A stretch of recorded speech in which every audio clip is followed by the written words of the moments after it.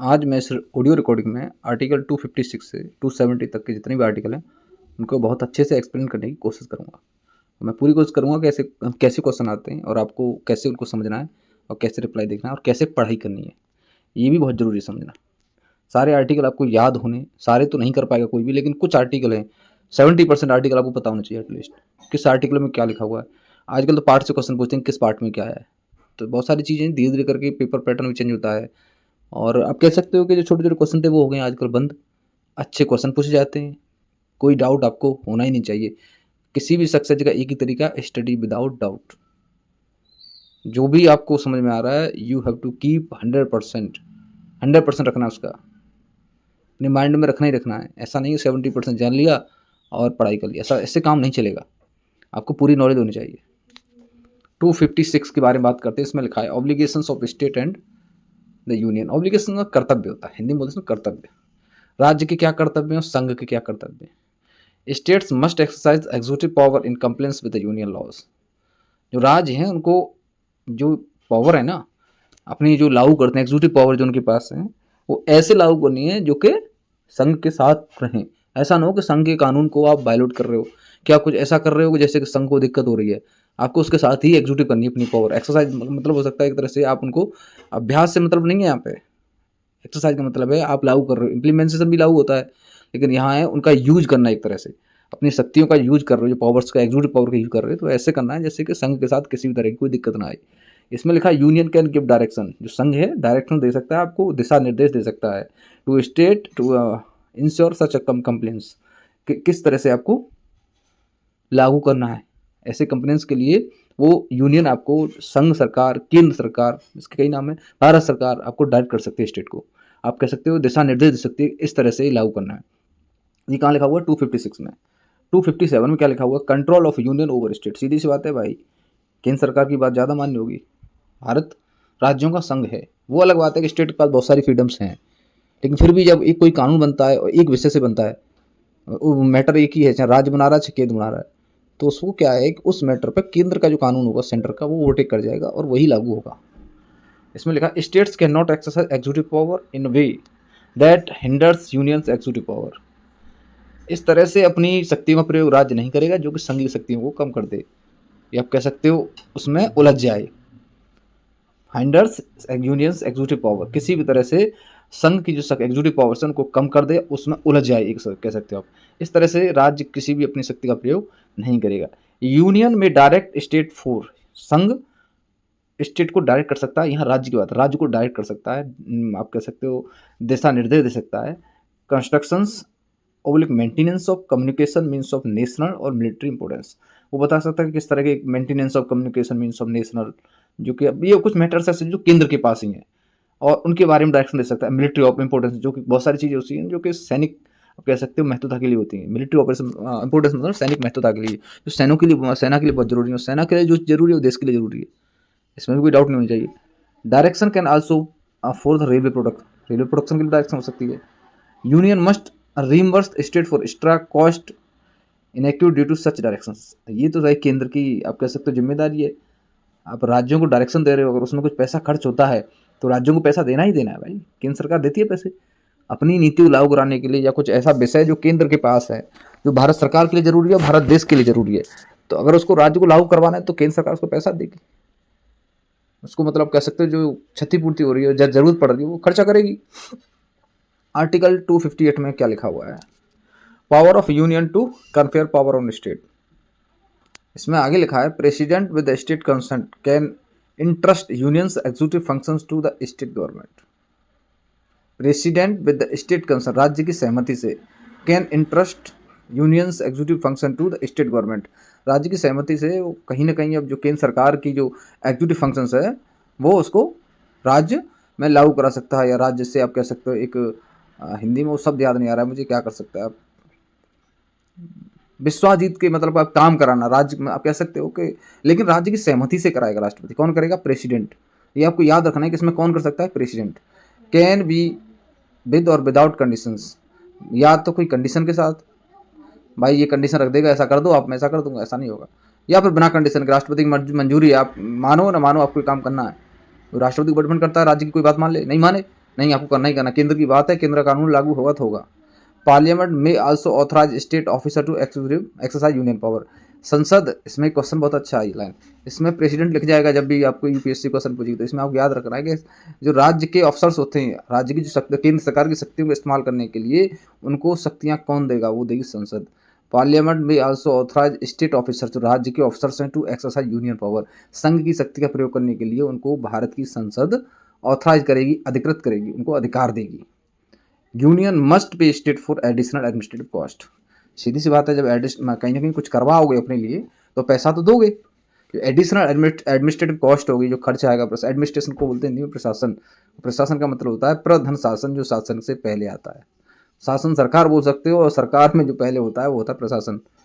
ठीक है, तो ये आप समझ रहे हो मैं क्या कहना चाह रहा हूँ, कि शासन बिना प्रशासन के नहीं चल सकता है। प्रशासन ही शासन की जड़ होती है। जितना अच्छा एडमिनिस्ट्रेशन होगा उतनी अच्छी सरकार मानी जाएगी। सीधी सी बात है, जितना अच्छा एडमिनिस्ट्रेशन होगा, प्रशासन होगा, उतना अच्छा शासन होगा। अब इस बात को छोड़ो, लेकिन हमें याद रखना है कि 258 में लिखा हुआ है, प्रेसिडेंट राज्य की सहमति से संघ की शक्तियों को वहाँ फंक्शन को एक्सरसाइज करने के लिए कर सकते हैं, या तो बिना कंडीशन कर सकते हैं, शर्त के कर सकते हैं, या बिना शर्त के कर सकते हैं। और जो राज्य के अफसर्स होते हैं, जो ऑफिसर्स होते हैं, उनको पार्लियामेंट केंद्र की शक्ति को चलाने के लिए, एक्सरसाइज करने के लिए पावर देती है। ठीक है, और उसके लिए सीधी सी बात है, जब कोई केंद्र सरकार काम कराएगी तो राज्यों को वो पैसा देगी, एडिशनल एडमिनिस्ट्रेशन कॉस्ट, मतलब जो खर्चा आएगा वो देगी। 258 में क्या लिखा है, power of states to entrust functions to union.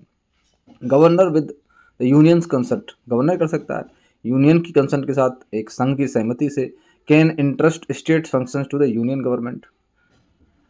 राज्य सरकार के जो फंक्शंस होते हैं उनको केंद्र सरकार के साथ गवर्नर यूनियन की लेकिन सहमति से कर सकता है। ये आपको आर्टिकल 258 देख, थोड़ा सा मज़ा नहीं आ रहा होगा पढ़ने में, सुनने में, लेकिन ये बहुत ज़रूरी है, क्योंकि अब अफसर कोई मजाक नहीं होता। पहली बात आपको बता रहा हूँ, officer is very serious person. कहीं भी आप अगर अफसर बनते हो, तहसीलदार बनते हो, नायब तहसीलदार बनते हो, एसडीएम बनते हो, या बड़ी पोस्ट पर जाते हो, और तो मैं गारंटी देता हूँ कि आप एक साधारण आदमी नहीं हो। आपके अंदर बहुत कुछ है जो बहुत कुछ में नहीं है। तो उसके लिए आपको सारी चीज़ें याद करनी पड़ेंगी। जो आपको इंटरेस्ट नहीं है, देखो किसी को इंटरेस्ट नहीं है, लेकिन कुछ मजबूरियों से काम नहीं चलना है ना, फिर भी आपको पढ़ना पड़ता है, बहुत ज़रूरी है। तो चीज़ों को समझना मस्ट है, मस्ट बोलते हैं ना, अति आवश्यक है।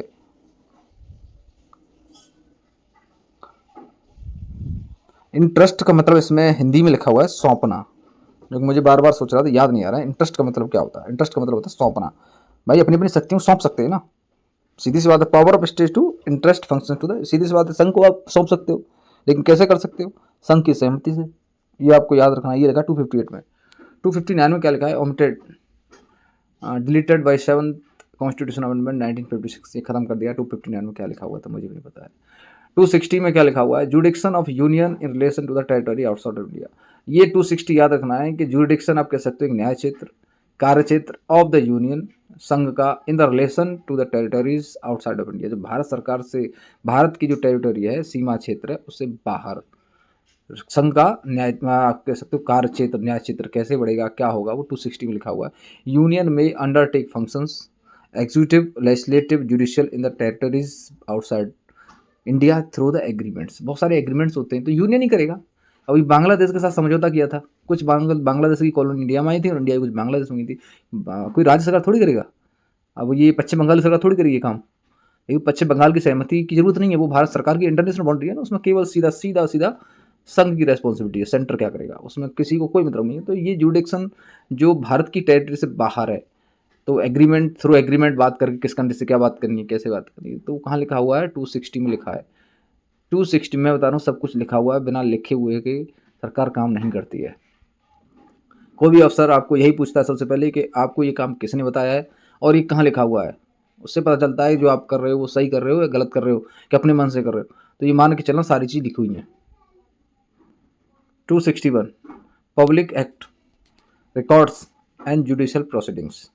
261 में लिखा हुआ है, all public acts, records and judicial decisions in India shall be given full faith and credit throughout the country. Parliament में decide how these are proved and their fact. सीधी सी बात है, जितनी पब्लिक एक्ट्स होंगे, जितने भी रिकॉर्ड्स होंगे, जुडिशियल प्रोसीडिंग्स होंगी, वो सीधी पूरे देश के लिए हैं, किसी व्यक्ति विशेष के लिए नहीं है, वो पूरे देश के लिए है, through out the India.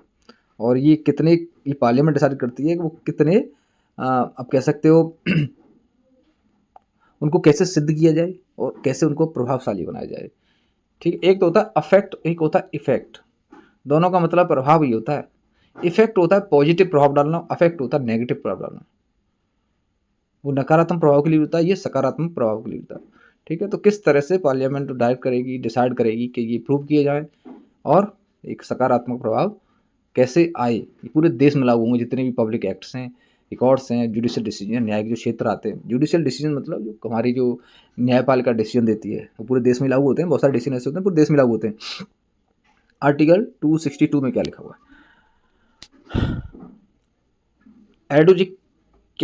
Education of disputes rating, ये बहुत अच्छा क्वेश्चन है। ये 262 आर्टिकल बहुत जरूरी है और कई बार ये पूछा गया है। इसमें क्या लिखा हुआ है? Relating to water of inter state river और रिवर वैलीज। ये कई बार पूछा गया है कि दो राज्यों के बीच नदियों के लिए झगड़ा होता है कि ये नदी का पानी हमें इतना % मिलेगा, इसमें इतना। बहुत सारी देखा कावेरी नदी का झगड़ा हो रहा है, नहीं हो रहा है? बहुत सारी नदियाँ हैं MP में और राजस्थान में। चंबल के पानी के लिए कभी की बात होती है। भाई पानी तो सबको चाहिए, बिना पानी के जीवन कैसे चलेगा? खेती करते हैं लोग, पानी जहाँ है वहीं पे बसावट है। पुरानी सभ्यता वहीं बसी हुई है जहाँ पे पानी है। मैं क्या कह रहा हूँ, मेरी बात समझ रहे हो? बिना पानी के जीवन नहीं है। पुरानी सभ्यता जो भी है सब देख लो, नदियों के किनारे हैं। रीजन वही है कि लोगों को पानी पीने के लिए नहीं है। पानी सिर्फ पीने के लिए नहीं है, जीवन की वो बोलते हैं ना, बिना पानी की जिंदगी है ही नहीं। तो झगड़ा तो होगा, कहीं ना कहीं अपनापन तो दिखाई देगा ना। तो उनका निपटारा कैसे होगा? तो इस आर्टिकल 262 में लिखा है एडजुडिकेशन ऑफ डिस्प्यूट्स, जो झगड़े होते हैं relating to the waters of inter state rivers, जो नदियाँ दो राज्यों के बीच में बहती हैं। भाई आपस में लड़ाई होती है, इसमें कोई डाउट नहीं है। अभी आपको ये याद रखना है कि आर्टिकल 262 में आर्टिकल 262 में लिखा हुआ है पार्लियामेंट में संसद कर सकती है provide for adjudication of such disputes, exclude the jurisdiction of Supreme Court और any court over these disputes.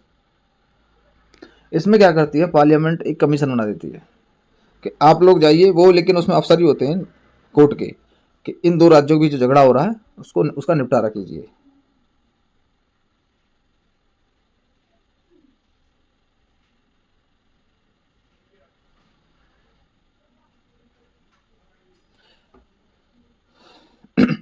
तो पार्लियामेंट क्या करेगी? इसको एडजुडिकेशन मतलब होता है न्यायिक निर्णय, मतलब एक निर्णय ऐसा जो न्याय के द्वारा किया जाए, उसको बोलते हैं न्यायिक निर्णय। और न्यायिक निर्णय कौन करेगा? जिसमें न्यायाधीश होंगे। न्यायाधीश कहाँ से आएंगे? या तो हाई कोर्ट के होंगे, सुप्रीम कोर्ट के होंगे। ये क्या है कि इसमें ऐसा कहीं नहीं लिखा है कि पानी से रिलेटेड कहीं कोई झगड़ा होता है दो राज्यों के बीच में, तो उसमें कौन करेगा? इसमें संसद डिसाइड करती है। एक कमीशन बनाएगी, एक जज होंगे उसके हेड, 3-4 और हो सकते हैं मेंबर, उसमें वो डिसाइड करेंगे किसको कितना मिलना चाहिए। इसमें एक जो लाइन लिखी है, exclude the jurisdiction of Supreme Court और any court over the disputes. भाई इसके अलावा ऐसे डिस्प्यूट्स हैं, इसके अलावा इसमें याद रखने की एक ही चीज़ है कि आर्टिकल 262 इंटर स्टेट रिवर्स और वैली रिवर्स से संबंधित है। ये आपको याद रखना है। आर्टिकल 263, ये भी कई बार पूछा गया, बहुत जरूरी आर्टिकल है। Provision with respect to an inter state council. Inter state council की बात कर, अंतर्राज्यीय परिषद, ये 263 में लिखा हुआ है। ये पूछा गया मैनी टाइम्स, कई बार पूछा गया है। 263 में लिखा हुआ है कि इंटर स्टेट काउंसिल भारत में होगी। ठीक है, प्रेसिडेंट में एस्टैब्लिश्ड और काउंसिल टू। अब इसमें क्वेश्चन क्या आता है? इसमें प्रेसिडेंट लिखा है, क्वेश्चन आ जाएगा पार्लियामेंट। यही आपको याद होना है। 262 के लिए जो एजुकेशन के लिए टू स्टेट और मोर स्टेट में जो रिवर वैली और रिवर के लिए डिसीजन है, उसके लिए कौन करता है? पार्लियामेंट एक कमीशन बनाती है। और जब बात इंटर स्टेट काउंसिल की आती है तो भारत के राष्ट्रपति एस्टैब्लिश करते हैं। Investigate and discuss disputes between two state. क्या क्या काम है इंटर स्टेट काउंसिल के? इन्वेस्टिगेट करती है, जांच करती है, एंड डिस्कस करती है, बात करती है डिस्प्यूट्स बिटवीन दो राज्यों के बीच जो झगड़े की बातें हैं। भाई आप क्यों लड़ रहे हो? बोले हमारी डिमांड ये है, हमें ये चाहिए, हम इतना खुदाई करवाना चाहते हैं, हम ये खुदाई करवाना चाहते हैं, हमारे राज्य से इतना टैक्स जाता है, हमारे से इतना। ये बहुत सारे मैटर्स होते हैं जिनके लिए बातें होती है और इंटर स्टेट काउंसिल डिस्कस करती है और जांच पड़ताल करती है। Give recommendations for the better policy coordination. कुछ पॉलिसी जो होती हैं दोनों राज्यों के लिए सही होती हैं, उनका कोऑर्डिनेशन आप कह सकते हो एक तरह से सही हो जाए। भाई कोऑर्डिनेशन सही होगा तो आउटपुट सही होता है। आउटपुट सही कब होता है? जब परफॉर्मेंस सही होती है। जब एक अच्छा कोऑर्डिनेशन होगा, जब जिस टाइम पे जो चीज़ चाहिए और जिसके लिए जिस चीज़ की ज़रूरत है अगर वो मिल जाए तो कोऑर्डिनेशन सही है कहीं ना कहीं। अगर किसी स्टेट को किसी स्टेट से मान लो कि रॉ मटेरियल रोड बनवाना है, तो रोड बनवाने के लिए उसको पत्थर चाहिए, वो पीस छोटे छोटे कंकड़ चाहिए, सीमेंट चाहिए, और वो दूसरी जगह से आने हैं। अब कोऑर्डिनेशन सही है तो कैसे आएंगे वो? कोऑर्डिनेशन एक, आप कह सकते हो एक तरह से इस तरह की व्यवस्था है जो कि एक सीरीज को आप कह सकते हो फुलफिल करती है, एक सीरीज को जोड़ती है। तीसरा क्या लिखा हुआ है? एडवाइज और मैटर्स ऑफ कॉमन इंटरेस्ट। कुछ इंटरेस्ट ऐसे होते हैं, इंटरेस्ट का मतलब रुचि नहीं है यहाँ पे, कॉमन इंटरेस्ट का मतलब है, इंटरेस्ट को एक्चुअली में इंग्लिश में बहुत सारी चीज़ बोल देते हैं, कॉमन जो दोनों के लिए लाभदायक हैं, आप कह सकते हो दोनों के लिए जरूरी हैं। कॉमन इंटरेस्ट दोनों के लिए आवश्यक हैं, कुछ ऐसे मैटर्स हैं दोनों राज्यों के लिए आवश्यक है, उनके लिए भी एडवाइस करती है। अब आपको इसमें क्वेश्चन आएगा इंटर स्टेट काउंसिल क्या करती है? पहला करती है इन्वेस्टिगेट करती है, डिस्कस करती है डिस्प्यूट बिटवीन टू स्टेट, पहला। दूसरा करती है give recommendation for better policy coordination, दूसरी लाइन। तीसरी आएगी advice on matters of common interest, ये आपको याद रखना है, ठीक है। और ये कौन कर सकता है? प्रेसिडेंट, भारत के राष्ट्रपति इसको एस्टेब्लिश कर सकते हैं। 264, इसमें फाइनेंस कमीशन के बारे में बात की गई, आगे पढ़ेंगे इसको। 265 में क्या लिखो? टैक्सेस।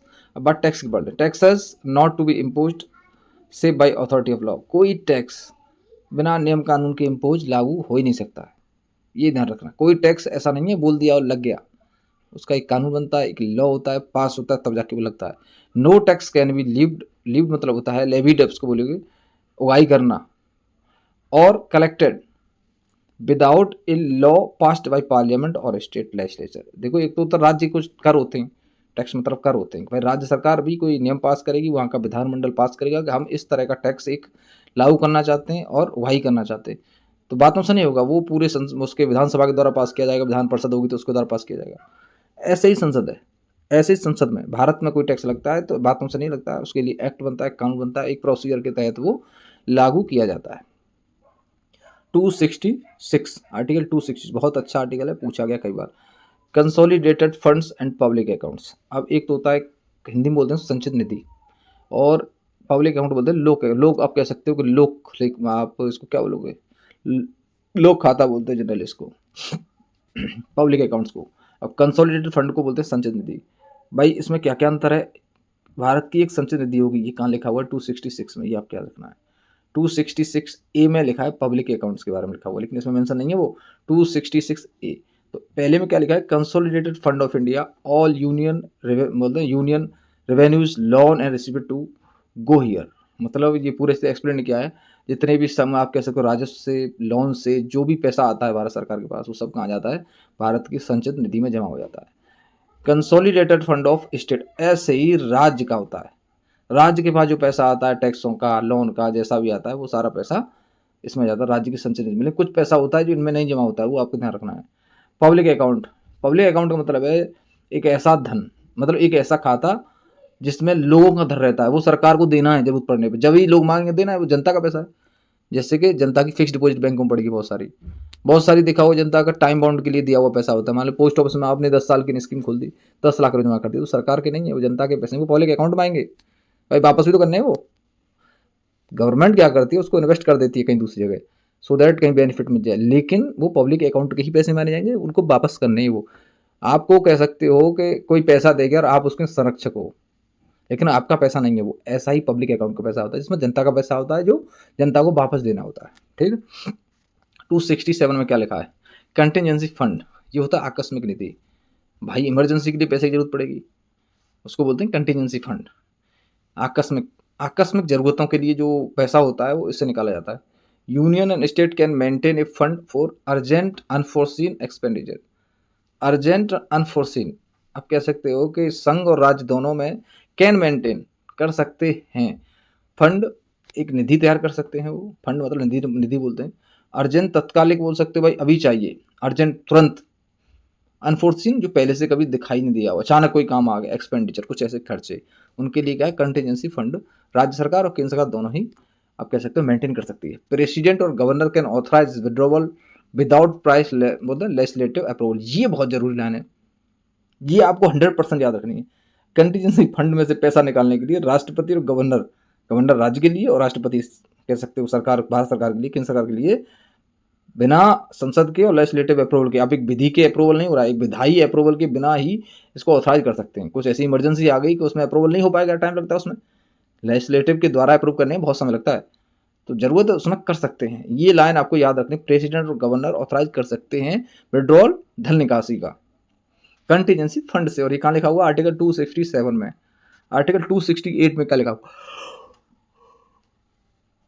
ड्यूटीज, ड्यूटीज को भी टैक्स बोलते हैं यार। Levied by the union but collected and appropriated by states. कुछ ऐसे कर हैं जो लगाए तो भारत सरकार के द्वारा जाते हैं, कलेक्ट किए जाते हैं, और आप कह सकते हो यूज भी केंद्र राज्य शासन बोलते हैं ना, स्टेट गवर्नमेंट करती है। Certain stamp duties and exercise duties are levied by union but collected by state, revenue belongs to the state. इनका जो पैसा होता है वो राज्य सरकार के पास चला जाता है, इसमें रेवेन्यू बिलोंग्स टू स्टेट। जो राजस्व मिलता है, राजस्व आप कह सकते हो एक तरह से वो पैसा ही होता है, तो किसके पास होता है?